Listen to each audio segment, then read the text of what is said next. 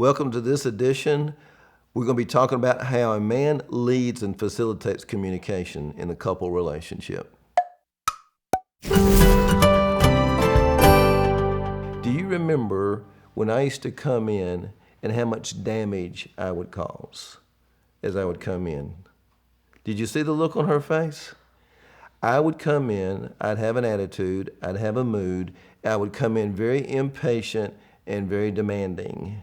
Men, we must enter the home and not cause damage. The same is true when we leave the home. Do you remember what I used to do when I would leave the house in the morning, because sometimes we did not get a good start to our morning? Do you remember what I would do with the door?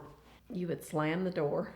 And there was not a nice kiss goodbye. There was not a nice hug goodbye. I would leave frustrated, defeated, and I would cause damage. I never thought that I was the one with the problem. I thought that Jane had the problem because she was not treating me the way I wanted to be treated as I would leave or get home. Men, don't cause damage when you enter the home, leave the home.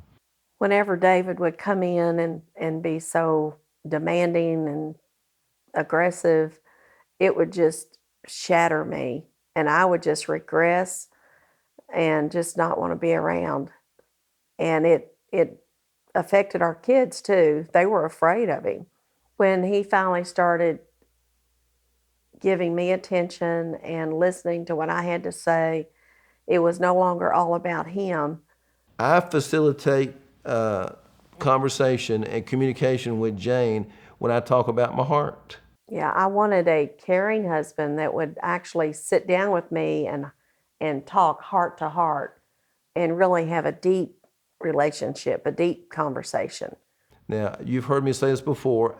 I'm not built that way. I did not grow up in a family like that. I have 3 brothers, no sisters, and I never had a chance to be around and understand what a woman needed. My mother was not a gentle, tender, sensitive woman.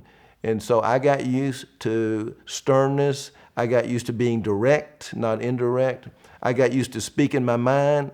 So for me, it was never ready, aim, fire. It was always fire. And I would always say things that would hurt Jane. That hinders communication. When I come home at night, it can't be about TV, cell phone, a hobby. I need to be able to let you know, I really want to talk to you.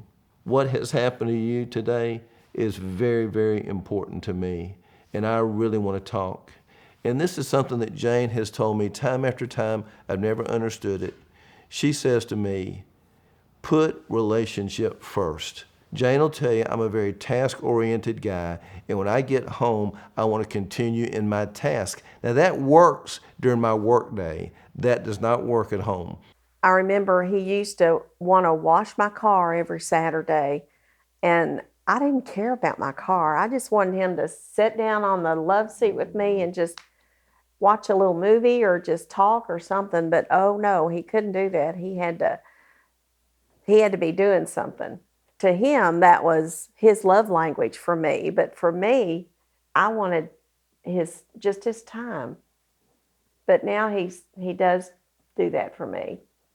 But I do need a car wash. Men, these are simple steps. These are the how-tos of really how to facilitate communication. Let's get started. You can do it today. Choose one of these steps and work on it.